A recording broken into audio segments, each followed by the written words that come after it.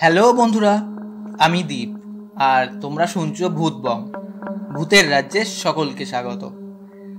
আজ বন্ধুরা তোমরা আরও একটি হসপিটালের ভৌতিক ঘটনা শুনতে চলেছ।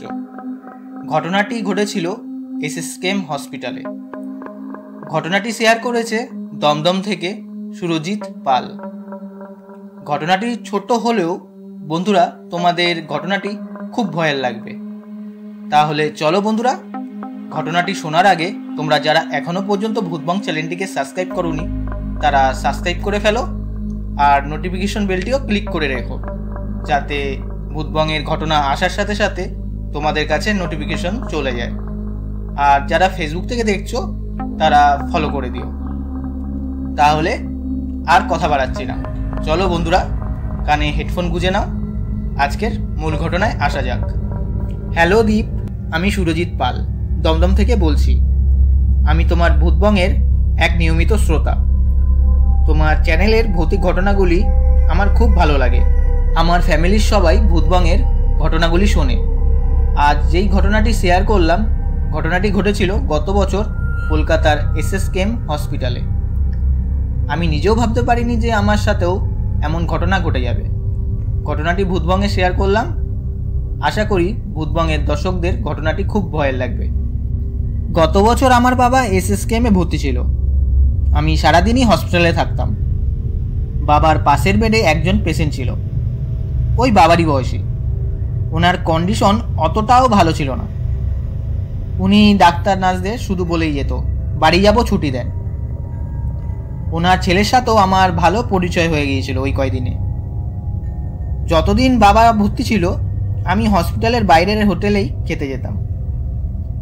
একদিন রাতে ওই 9টা সাড়ে 9টা বাজে আমি অমন সময় হোটেল থেকে খাওয়া দাওয়া করে হসপিটালে ফিরছিলাম। অমন সময় ওই পেশেন্টটার সাথে আমার দেখা হয়। ওই পেশেন্টটা বলতে যে বাবার পাশের বেডে ভর্তি ছিল। আমি ওনাকে দেখে অবাক হয়ে যাই। আমি বলি, কি কাকু, এই অবস্থায় আপনি এখানে? তখন উনি বলে, বাড়ি যাচ্ছি, ডাক্তার ছুটি দিয়ে দিয়েছে। আমি আশ্চর্য হয়ে যাই এই কথা শুনে, কারণ কোনো পেশেন্টকেই রাতে ছুটি দেওয়া হয় না, তার মধ্যে পেশেন্টের ফ্যামিলির কেউ তখন নেই। আমি বুঝে যাই এ নিশ্চয়ই পালাচ্ছে, কারণ সারাদিন বাড়ি যাব ছুটি দেন করে। আমি বলি, দেখুন কাকু, আগে আপনি ওয়ার্ডে চলুন, আপনার ছেলে আসুক তারপর যাবেন। উনি বলে, আচ্ছা, আমার ছেলেকে একটা ফোন করে দাও যাতে আমাকে নিয়ে যায়। আমি বলি, হ্যাঁ অবশ্যই, আপনি আগে ওয়ার্ডে চলুন। দুজন একসাথে হেঁটে যাচ্ছিলাম। উনি হঠাৎ বলে, আচ্ছা আমি সাইডে গিয়ে বাথরুম করছি, তুমি আমার ছেলেকে ফোন করে দাও। আমি বলি, ঠিক আছে। এই বলে আমি ওনার ছেলেকে ফোন করি। ওনার ছেলে ফোন ধরে, হ্যালো বলে, গলাটা গম্ভীর আর কাঁদো কাঁদো টাইপের। আমি বলি, দাদা হসপিটালে তাড়াতাড়ি আসুন, আপনার বাবা পালিয়ে যাচ্ছিল, আমার চোখে পড়ে, আমি ধরে ওয়ার্ডে নিয়ে যাচ্ছি। ওনার ছেলে আমাকে বলে, ভাই কী সব ইয়ার্কি মারছো এই সময়? আমি বলি, আমি আবার কি ইয়ার্কি মারলাম? তারপর আমি ওনার ছেলের মুখে যেই কথা শুনি, আমি নিজের কানকে বিশ্বাস করতে পারছিলাম না। উনি বলে, একটু আগেই নার্স ফোন করেছিল, বাবা মারা গেছে। আমি বলি, কী সব বলছেন আপনি? আপনার বাবা তো আমার সাথে। এই বলে আমি যেই সাইডে তাকাই, দেখি কেউ নেই।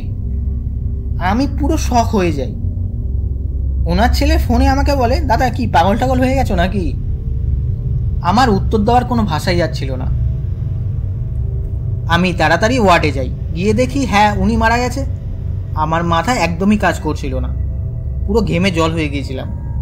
বাবা আমাকে বলে, কী রে, কী হয়েছে তোর? আমি বলি, না কিছু হয়নি। এই বলে আমি ওয়ার্ড থেকে বেরিয়ে পড়ি। ওনার ফ্যামিলি যখন ডেড বডি নিতে আসে তখন ওনার ছেলের সাথে আমার দেখা হয়। ওনার ছেলে আমাকে বলে, তোমার সাথে কি ঘটেছে আমি বুঝতে পেরেছি, আমার সাথে অমন জিনিস ঘটেছে।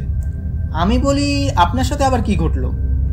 তখন উনি বলে, হসপিটাল থেকে বাড়ি গিয়ে খুব টায়ার্ড ছিলাম, ফ্রেশ হয়ে একটু ঘুমোই, পুরো ঘুমোয়েও পড়িনি। স্পষ্ট বাবার গলায় শুনতে পাই, আমার ছুটি হয়ে গেছে, নিতে আয়। এই শুনে সঙ্গে সঙ্গে আমি উঠে পড়ি। সেই সময় হসপিটাল থেকে ফোন যায় আর এই খবর শোনায়। তারপর আমিও ওনাকে বলি যে আমার সাথে কি কি ঘটেছে। এই ঘটনার পর যেই ভূত প্রেত আমি বিশ্বাস করতাম না, তা আমি বিশ্বাস করা শুরু করি। হ্যাঁ, সত্যি ভূত প্রেত আছে। যে অনুভব করবে সেই একমাত্র ভূত প্রেত বিশ্বাস করবে। আমি অনুভব করেছি, তাই এখন ভূত প্রেত বিশ্বাস করি। এই ছিল ঘটনা।